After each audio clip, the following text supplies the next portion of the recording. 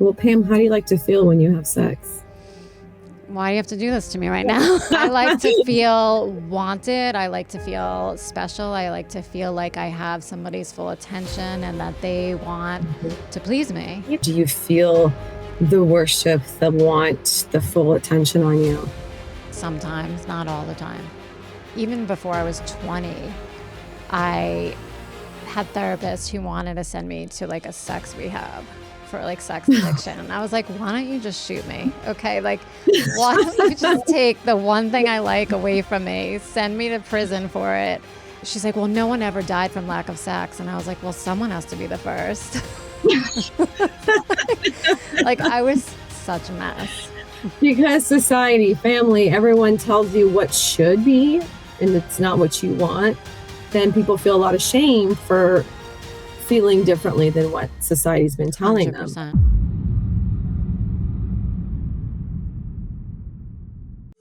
Welcome to Wham, Bam, Thank You, Pam. I'm your host, Pam Gaslow, writer, former stand-up comedian, and mastermind behind the 50-year plan to success. I also learned the hard way that you don't bring your vibrator to rehab, and wrote a book about it. Here we have bold, unfiltered conversations about sex, relationships, personal lives, and pop culture with a sharp, sexy, and comedic edge. Wham, Bam, Thank You, Pam is the wildly entertaining, no-holds-barred discussion you didn't know you needed.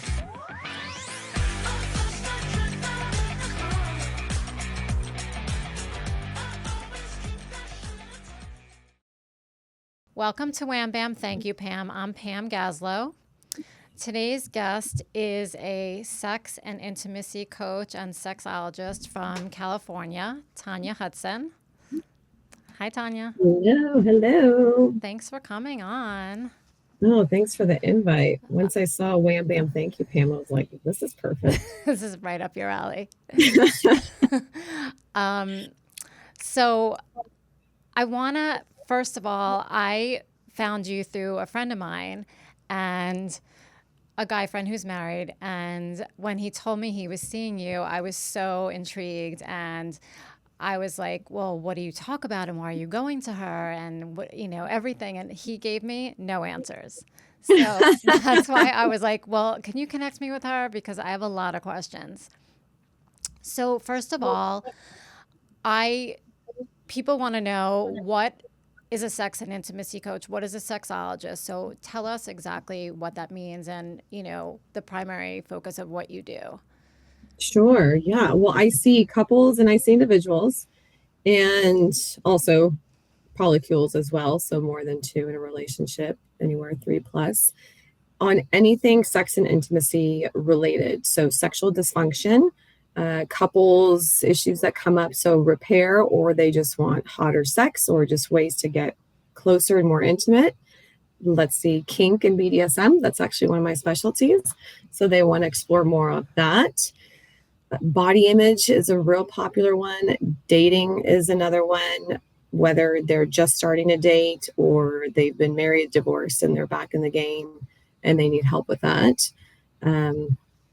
So it's quite a range of things, but most the whole spectrum here. It is. Just like, do you start with virgins? Like, do you actually have any people that are virgins come to you? Do I? I don't think I've had a virgin. No, I've had some pretty newbies in the game, but I don't think I've had any virgins yet. Okay, so it's very interesting that you run like this whole gamut. So before we get into more of that, what made you want to get into this kind of work? Yeah, everybody asks me that. That's like the most common question I get. My personal life, actually, what I was going through, my divorce.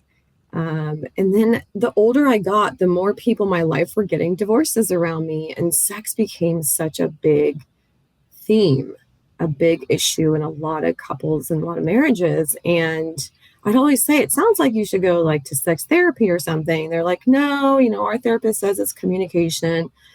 And the therapist I went to with my ex, actually 2 exes, sex was not something they were comfortable talking about. And for couples counseling, I thought, well, this is kind of a big deal. Why would you not cover sex? And they were very uncomfortable.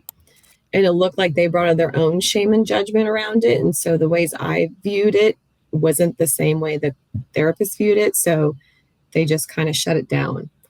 And I thought that was really unfortunate because it did rip our marriage apart, my marriage apart, and some others that I knew.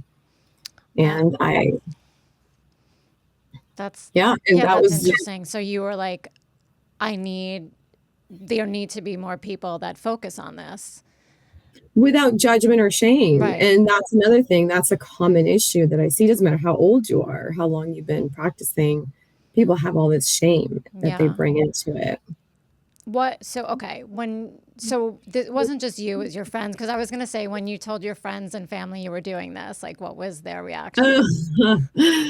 Family's still like uncomfortable around it. I have like this old school Middle Eastern family, so they are still not used to it, and they probably never will be. Well, that's Uh, okay.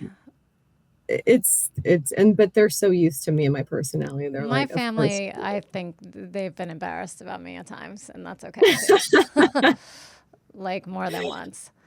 But Yeah, well, then you get it. So it's right. just they're so awkward about it. But my friends think it's really fun, and And I'm like they're freaked out. how long have you been doing this? 2 years. Oh, you're new. Okay. Yeah. And what kind of training like did you have to go through? Yes. So I went through a certification program for sexology, went through a trauma summit certification. Yeah, I read that And in your bio. So what is the when you say trauma, explain what that means. I'm assuming that means people that have been sexually assaulted or raped or something or trauma is so many things. okay, It it's could bigger be than that. something super small to really big. And sexual trauma is definitely one of them, and that's on the bigger scale. But almost everybody's had some type of trauma, whatever level it is.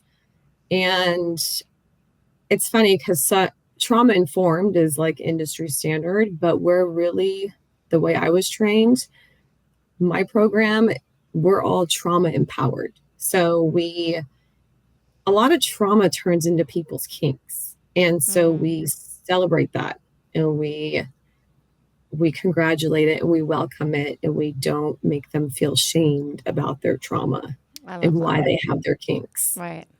That's awesome. What are like the primary reasons that someone can come to you for help? Like what are the most common? Obviously like BDSM, like that's Yeah. not as common, but maybe it is for you because that's what one of your, you specialize in talking to people about that. But what are the, I primary would reasons? say premature ejaculation, erectile dysfunction are the most common things that I see, and low libido, and mismatched libido as well.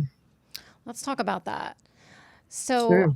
mismatched libido. So, I always think about when people say, couples that have been together for a long time, and let's say they, when the spark is gone.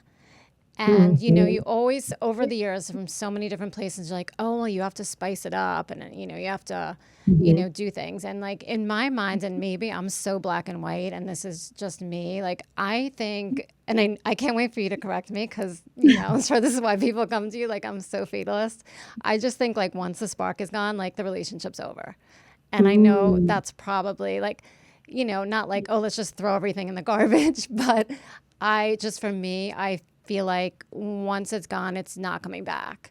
And so talk about that because I'm sure you've dealt with plenty of people that are like, I'm bored, I'm over it, I don't get turned on by this person anymore. Or there's so many things. Like they don't really Yeah. try, they're not putting in an effort, and we've all been there where it's just like, I just need to be with somebody else because this isn't working. So tell me, like, Yeah. what do you tell people like that? There are so many options, so many options. And there have been relationships that have been revitalized, well into their 50s and 60s.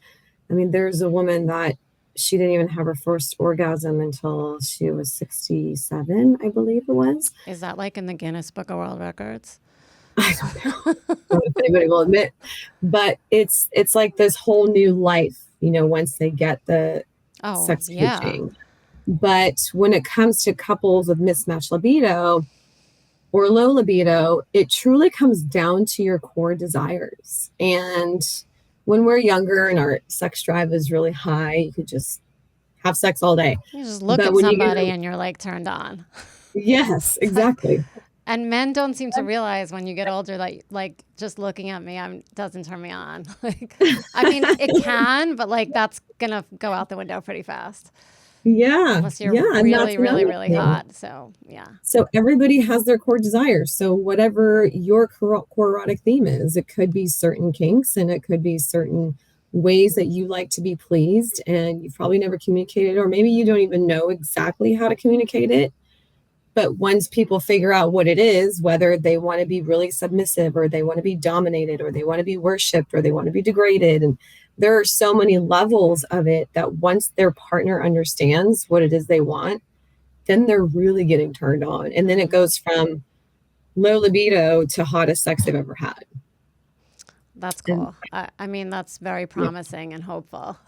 it is promising. It is. It's very hopeful. And there are some that just don't work. And That's what I then was gonna ask you. Yeah, yeah, and they can also see a sex coach to uncouple, in the well, best that's way possible interesting. that works. Yeah, it's a wonderful way to approach it where people are not as hurtful and resentful as possible. Right, right.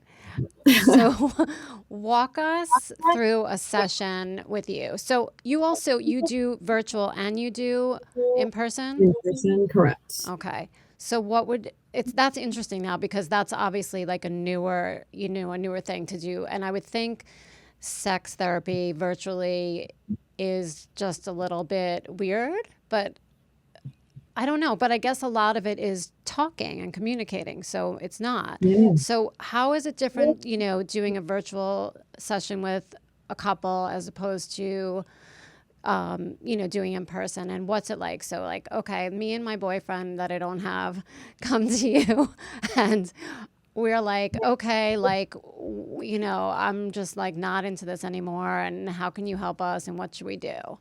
Sure. Well, Pam, how do you like to feel when you have sex? Why do you have to do this to me right now? You want to walk through a session. I like to feel wanted. I like to feel special. I like to feel like I have somebody's full attention and that they want to please me. Okay. So you want to feel desired. You want to feel a little bit of worship, maybe? Yeah, of course. Okay. And so how much foreplay are you getting with your partner, Right. quote unquote partner, Right. or with anybody when you do have sex? How much Hmm. foreplay time do you have? And do you feel the desire? Do you feel the worship, the want, the full attention on you? Right. Okay. Sometimes, not all the time. Okay. Now, what do we do? That's, and then not now, all the time. now you turn to the You, partner and you're like, hey, no, we're still talking to oh, you're you. just And, talking to and me? yeah, and Oh how do my you God. get How your did I needs met? get myself in this There situation? you go. How do you make yourself feel wanted and desirable? You Can you know, communicate that? how do I make myself? How do you get your needs met? Yeah. Yeah, well, I guess I mean, hopefully, I would think that it's just everything is reciprocated, but in a perfect world, it isn't. And sometimes it's more one sided, and sometimes, people are selfish. And for Mhm. me, like, I might be getting off topic, but like, I like things to be equal. But Mhm. like, I feed off another person. So if like you're not giving me anything, I'm probably not going to give you much back. And I think that's just, you know, just being human, like ideally you want Yeah. the same a feeling of passion and desire from the other person because, it takes two. And it's, you could be you could be with one person and they could say, oh, like she was great in bed. And because like I was so into that person and so attracted and we were so connected. And then you could be with someone else who's like, oh, that wasn't that good. And it makes me Mm. laugh because it's like, well, I'm only going to be as good as you are. So, we could have two different experiences and you have a different experience with every person you're with. So, Yeah. it's just and everyone's different and I find that interesting, but it's not always amazing and it's not always a perfect connection and that's, Yeah. can be difficult. Do you want it to be amazing? Always. Yeah. When's the last time you communicated to a partner how you like to be pleasured? Um I do communicate. I think sometimes people don't listen. And when I Mm, say partner, this isn't like, love of my life. yeah, So, I yeah, sometimes feel like you expecting things from people that can only give you so much that's on me. yeah, These aren't life partners. These aren't, they're lovers, and that's fine. yeah, It is, totally. it is what it is. Like, I'm not, committing to a lifetime of something like that. No, you don't have to. Nor would I. I remember I was with this guy once, and he was like, oh, he complained. He was like, all you want to do is have sex. I'm like, wow, that's terrible. Like, literally shamed me for that. And it made me feel Mm, bad. And I remember he would only want to have sex at night. And I remember I complained to my sister in mm. law, and I said, yeah, he only wants to have sex at night. And she's like, well, that's what most people do. And I'm like, well, I'm not most people. And just that little thing. And, there were other issues, but I'm like, yeah, I'm not signing up for a lifetime of this. Yeah. Yeah. Did you ever ask him how he wanted to be pleasured and what turns him on? I was I did not. curious. And because I knew the relationship was going to end for other reasons. So I Mm, was like, it's not worth investing in talking about that. And I just felt like we were mismatched in bed and out of bed. So it's just like wasn't worth the effort or the time. So, got it. you know.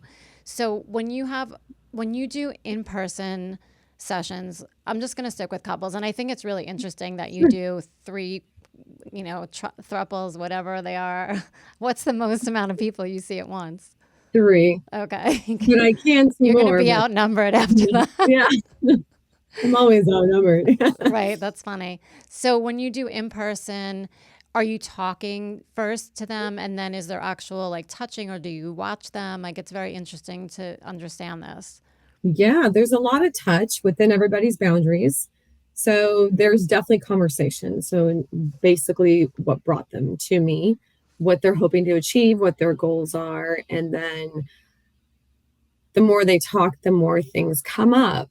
And if the relationship needs repair, which I think almost every relationship does, even if it's been like 6 weeks together or 16 years together, a little bit of repair is usually done, and help navigate between the two of them how to communicate it, how to touch each other, how to do some. So, certain exercises, there's certain eye gazes, there's certain ways to hold each other or dance together, or just all different types of experiential exercises depending on what they need.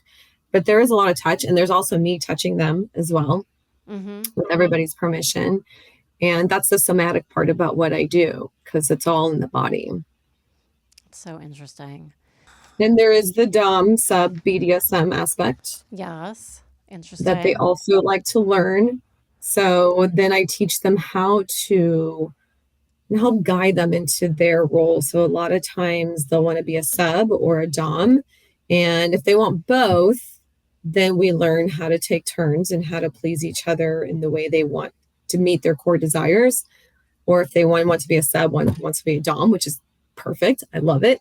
We discover that, and then I teach them and help them how to be a dominant and how to be a submissive, and sometimes using tools as well. What do you mean tools? Like what? Loggers, Okay, paddle, okay. Some tools always to me like those means things. other Uh, things. No, I once left like a whip or a paddle like next to the bed when this guy was coming over on like the bedside, and like he just looked at it and did nothing. I was like, okay, he's not into this. Next, So Should have done it on him. yeah, next time. Throw it up. So I want to talk about an interesting topic. Let's talk about alcohol and sex. Sure. I don't drink. I'm sober, but when I was younger, alcohol and sex like went hand in hand. And when I say younger, I mean a really Mm, long time ago, like in my early 20s. yeah. And it makes you more confident, it makes you liberated, and you have no inhibitions. And for some people that's good, and for me it was like not good. Like it was good and Yeah. bad, when it crosses the line. But I feel like It's like lately, all you hear a lot of people aren't drinking so much anymore, Yeah. which is interesting. And I mean, I know people who have like never had sex sober, which Mm. I understand because I think alcohol's a crutch and I think people are uncomfortable and insecure and they use it to, gain confidence. And I totally understand that. But I feel like at a certain point, when you're going to be in a long-term relationship. I remember when I was in my 20s and I was dating this guy and one day I realized I was like, wait, I'm always drunk when I'm with him and I'm always drunk when we have sex. And like, what if I marry him? Like, do I have to be drunk every single time? Like forever? Yeah. Like, and that just like I found alarming. And yeah, by the way, I didn't want to have sex with him when I wasn't drunk, and that didn't, and it was terrible. But we didn't stay together. But so how do you feel about that? And then I remember when I got sober, I was 26 when I got sober, and I was in therapy, and I was probably complaining about the boyfriend at the time, and I was like, well, I just don't want to, be with him, or I'm not attracted to him anymore. And the therapist said to me, well, if you weren't sober, I'd tell you to have a glass of wine. I'm like, well, I am. So, like, now what are you going to tell me? So it's difficult. And what I learned was, like, oh my God, like, I actually have to like the person I'm sleeping with. Now that I can't, I mean, do you? drink, what'd you say?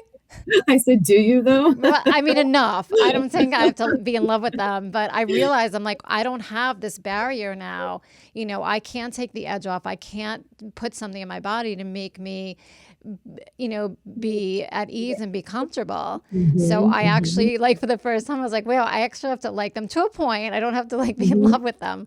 So that was interesting. But I'm just curious, like with your patients, how if that comes up and what tell me about your experience with that with alcohol and sex, because for me it was actually it became like dangerous, but I understand normal people that aren't in recovery do that. Well, I don't know who's normal, but we Well, can I we can meant try to strive for that. But and not an alcoholic. I don't want to be normal. But anyway, I know I'm not normal. drugs and alcohol does come up. Actually, psychedelics is a big one too right now, Mm, but it does come up. And the way I view it is if you're letting your boundaries get crossed that you normally wouldn't if you were sober, then it's a problem. If you're unable to set boundaries, then that's when I would say, why don't we try a different way? But having a glass or two to relax, I don't see it as a problem. But if it is a problem, then it's a problem. right. And sometimes people will use psychedelics to have sex. And a lot of times that helps bring them closer. But if it's used too much, then it's okay, we're disassociating from our body. Yeah. And being in it, head body connected, that's the hard part for a lot of people. That is, yeah. I mean, for me as a sober woman to be with somebody who is visibly, I don't mind when men drink, but I don't want somebody who's like annihilated and a mess. Because Yeah. that's just a Yeah. turn off to me. And the other thing is, so I don't mind if you drink, as long as I can't tell that you're drunk, I don't care. Like Yeah. if you seem okay, I'm fine with that. But I've been with people in my, in sobriety where I know they're fucked up and I feel like it upsets me because we're having two different experiences mentally. Yeah. And I don't like that disconnect. So if I can, like to avoid that.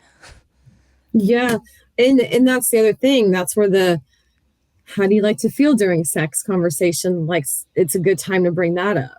Because if you're comfortable and you feel safe with this person, then that conversation kind of can flow a little bit more organically. It's hard because I understand that people do want to do what they want to do, and some people Mhm. like, I want to smoke pot before sex. Like it's so much Mhm. better for me. And I'm like, yeah, same, but I can't, you know? Yeah. So, it becomes difficult because I don't ever want to say to somebody, you can't do that. Or, I prefer if you didn't. And it's hard because they want to have the experience that they want to have. And I don't want to be like a downer, like, oh, please don't smoke pot before we have sex because, like, I can't. Yeah. Yeah. Yeah. And if you're getting orgasms, then Right. I'm like, at the end of the day, who okay, cares? who cares? Exactly. Exactly. And I'm like, so it's, it's an interesting topic. Like I said, because I know people have literally never had sex sober, and I'm having sex sober when I have sex, it's sober. And it's, so it's like pick and choose. Like I'm not, going home with like somebody who's wasted and like not going to remember and, falling Yeah. over. That's also just a huge turn off. Yeah. Um, Oh, for sure. the other thing I wanted to talk about was sex addicts, sex addiction. Hmm. Do a lot of people that come to you, do you think they fall into that category, or, you know, I have a what's different view on that. okay. So sex Do you think that's addiction, even a thing? Like, sure. Any addiction, sure. Porn addiction, sex addiction. I think it's a little bit overused right, and quick to put a label on a person because they cheated, so they're a sex addict. I don't think it's necessarily that easy. When it's an addiction, it interrupts your life. You can't right, function, you can't go to work, you can't be a parent, you can't go to school. It's becoming too much and it's affecting your life, then it's an addiction. If you're masturbating every day or you want to have sex every day or twice a day or you're watching porn every day and you're still able to do your job and be a family man or be a family woman or whatever it is, that's not an addiction. yeah, That's someone who's looking to get their core desires met and they're not getting their core desires met and outside yeah. before or outside of that. I remember this is just a funny line because I was so young when I was like even before I was 20, I had therapists who wanted to send me to like a sex rehab for like sex addiction. And I was like, why don't you just shoot me? Okay. Like, why don't you just take the one thing I like away from me, send me to prison for it, and just take me out. And I remember I was Oh, talking, yeah, they wanted to send me like the Meadows, I think. I was so young. And I was talking to one therapist and I said something like, she's like, well, no one ever died from lack of sex. And I was like, well, someone has to be the first. Like, I was such a mess. I'm sure someone has. That just sounds like I definitely a someone really tough has. So situation. I love that line, and so good. What is what are some things that people come to you about that they are just like too embarrassed to ask, or what's like a big thing that people, yeah, are just embarrassed about? A lot of men that have premature ejaculation is actually the number one sexual dysfunction with men. Unfortunately, there's not a lot much out there for them. You hear mostly the ED pills, but you don't really hear anything about premature ejaculation. Yeah. So they're likely to suffer in silence and they don't want to talk about it, or they're embarrassed to talk about it, or when they have sex and they come really fast, they're so embarrassed they just want to leave. And then the woman's like, what the hell? What's going on? That is something that a lot of people have shame about. And it's the most common sexual dysfunction, Right.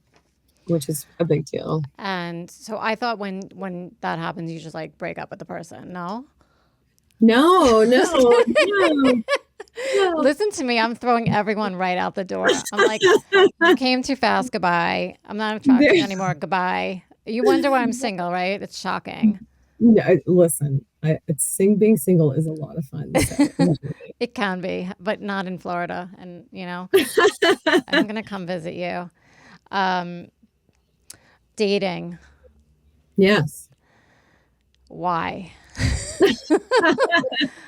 Dating. Just don't. Yeah. Oh, I love dating. You I love the do? process. I really do. I hate it. It's how you look at it. I mean, people will get on the apps and they're like, I'm going to find my husband and my wife on here. And it's like, whew, it's a lot of pressure. It's a Wow. lot of I'm like, pressure. I hope I don't hate everyone. That's how I look at it. I'm like, I hope that there's someone I don't hate. And people are like, I hope to get married. I'm like, well, good luck. Yeah. I mean, exactly. We all have our different reasons, but it's a lot of pressure. And I think when you look at it in a different way, I like the window shopping term. Let's see, let's try this on and let's give this a whirl. And maybe it works, maybe it I doesn't. feel And like then just, in a fantasy land, that would be great. Like if it was like, you know, how do you feel about marriage? I know you were, I don't know if you are married or you said you were I'm married. not How do you feel about marriage and what's your advice on that? I mean, advice. people like I never Mhm. wanted to get married or I never cared about it because my parents are divorced and I grew up in the 80s when everybody's parents got divorced. So I Mhm. didn't think marriage worked. And also, I just don't understand why you're going to like legally tie yourself to another human being, especially when you're so young and you don't know what you're going to want to do and how you're going to change in life and how you're going to evolve. And like why does the government have to be involved? Like I don't understand. And, like I want to be happy, not married. I want to be with somebody who I really love and care about. And I feel like if two people are committed to each other, you're committed. I don't need to sign a piece of paper and go in front of a court. I don't even know. So, but it also used to like scare the hell out of me. I was in this sex store the other day and it said there was a bag for like a bachelorette party and it said, one penis for the rest of your life or same penis for the rest of your life. And I'm like, that's how I looked at marriage. And it actually terrified me. I'm like, so this is the person, I can only have sex with this person until I die. Like that. And it's a fucked up way of looking at it, but it's also not.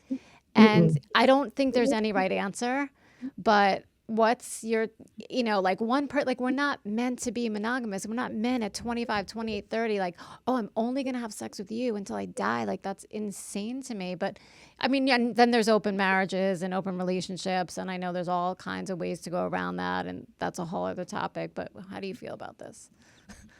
So, what I feel about marriage is whatever the fuck you want it to be. So, That's a great answer. so because society, family, everyone tells you what should be, and it's not what you want, then people feel a lot of shame for feeling differently than what society's been telling them. 100%. Yeah. But some people want marriage and they want the security of that paper, and I understand, and that's great for them. Or they want monogamy. They really need monogamy to feel safe and secure, and which is wonderful. Some people don't want it, and that's wonderful too. Or some people don't want to have kids. That's wonderful too. Right. It's whatever you want it to be. If you want to get in a relationship and you're like, I'm not meant to be monogamous, and you want to open up your relationship, then open up your relationship. There are many ways to design your relationship, but you design your relationship the way you want it to be. 100%. I love that. And I feel like so many people, at least when I was younger, like my generation, people just felt like we have to get married. Like that's what you do. And Yeah. I'm like, no, you don't.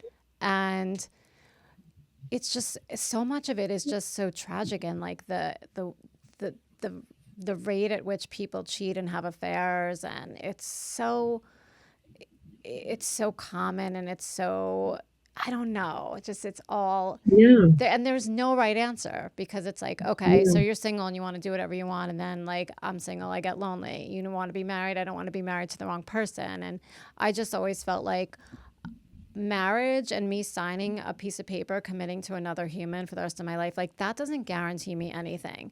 It doesn't Mhm. guarantee that somebody loves me. It doesn't mean they're not going to cheat on me. It doesn't mean they're not going to leave me. And I think realizing that it's just like, I think it's just about finding a really good person that if you're lucky, I feel like people that are in a happy, satisfying, like loving marriage, honestly, I feel like they're lucky.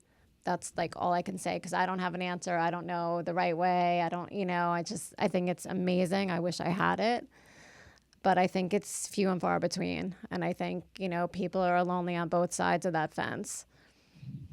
Yeah. Yeah. It's true. I think being the best lover for yourself is what makes a happy relationship. Being your best lover. If some, and I mean, it could be a relationship where you're not married and they could stop loving you. It could be a relationship when you are married, they stop loving you too. But Yeah. ultimately, being your best lover and loving yourself the most, no matter what situation happens, because good and bad happens in every situation, that's where the bounce back happens, and that's where the security and the confidence comes, and you're like, this is the type of relationship that best suits me. So if I want to be single and I don't want to be lonely, then I have my friend that comes over every Thursday or every Friday. And that is the relationship design that I want. And that's how I get my orgasms. And I really enjoy it. And that's how I feel fulfilled. I feel like that's been my motto for a very long time. Thank you. How did you know that? And it's kind of good, I have to say. Well, you have a Good. lover, you have your friends, you have your work, and it kind of all balances out. And Yeah. what, like you said, like I love that, like whatever works for you, and not Yeah. feeling pressure from society or your friends, or it's very easy for people to tell other people what to do. Yeah. And yeah, There is. so so where can people, or I don't know if you want people to find you. No. What's your address? coming to, coming Oh, to, creep me coming to out. get you. My physical office is in Pleasanton, California. I'm in the Bay Area, Right. in So no Northern one from California. Miami is going to come find you there. But Unless they want other to people. fly out, they can come have an in-person session. Some people actually from out of town will do all day workshops or weekend workshops with me. So Oh, that's great. that's an actual possibility. But coaching with Tanya, and my name is TANIA.com. And like we talked about, I see people on Zoom all the time. Awesome. Okay. Well, this has been great. Thank you so much. Thank you. This was And really fun. I love your openness too. You made I it so mean, much I can keep more. going all day, but we'll do it again. All right. Thank you, Tanya. Thank you, Pam. Okay.